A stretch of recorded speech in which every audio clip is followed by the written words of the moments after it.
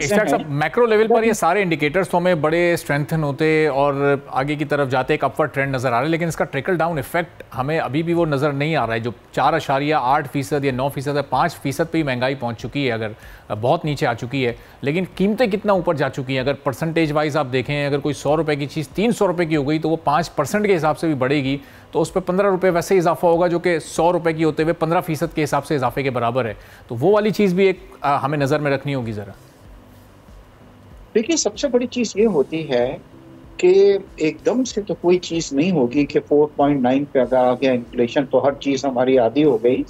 सबसे बड़ी चीज इसका जो इम्पैक्ट आएगा वो 16 दिसंबर को जब स्टेट बैंक की पॉलिसी आएगी। मुझे पूरी उम्मीद है कि 1.5 से 2% इस बार भी रेट कट होंगे। जब रेट कट हो जाएंगे, आपकी बोरोइंग जो होती है वो कम हो जाती है, तो डेफिनेटली आप जो भी चीज़ इंपोर्ट करते हैं या मंगवाते हैं, बाहर से मंगवाते हैं, उसकी कॉस्ट भी आपकी जो है वो कम हो जाएगी।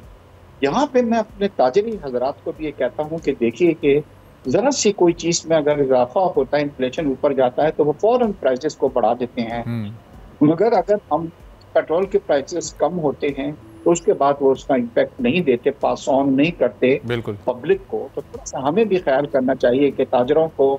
तो यहाँ पर प्राइस कमेटीज का भी एक रोल आता है ना, यहाँ एक चेक एंड बैलेंस का एक रोल है। हुकूमत की रेट यहाँ चैलेंज होती है, तो वो हमें कहीं भी नजर नहीं आ रही होती है। हर जगह खुद प्राइसेस बढ़ा दी जाती हैं और वो फिर एक महंगाई का नया तूफान आ जाता है। बोझ हुकूमत पर पड़ता है, लेकिन हुकूमत उसके बदले रिएक्ट नहीं करती। नहीं, मेरा ख्याल है ऐसा नहीं है अरबाब साहब। इस बार हुकूमत बहुत सीरियस है। अभी कुछ अर्से पहले जब कराची तशरीफ लाए थे प्राइम मिनिस्टर, तो मैं भी मीटिंग में मौजूद था, और आप यकीन करें कि डेली बेसिस के ऊपर अब चेक किया जा रहा है, खासतौर पे दालों के प्राइस और दूसरी चीज़ों के, आटे के प्राइस, घी के प्राइस, ये तमाम चीज़ें।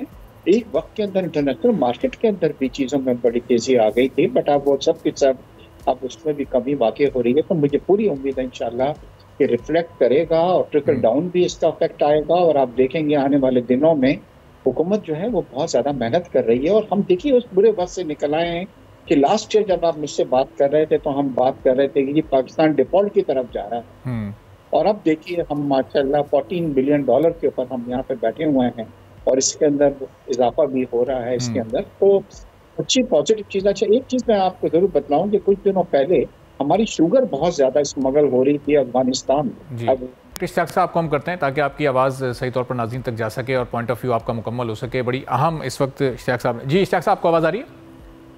हाँ जी, अब कंटिन्यू। अफगानिस्तान में हमारा नुकसान पहुंचाया है, हमारी मईशत को बहुत नुकसान पहुंचाया है।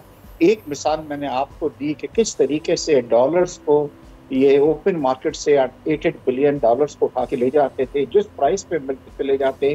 शुगर जो थी उसकी स्मगलिंग इतनी ज्यादा थी कि जब हमारी शुगर की बड़ी क्वांटिटी स्मगल हो जाएगी तो उसके बाद डेफिनेटली लोकल प्राइसेस जो हैं वो बढ़ेंगे। हुकूमत ने अब बड़ी अच्छी पॉजिटिव चीजें की हैं, जहाँ पे फौज को ये जिम्मेदारी दे दी है कि स्मगलिंग की वो नजर रखे, और अब हर शुगर मिल के ऊपर हुकूमत ने FBI के लोगों को बिठा दिया है।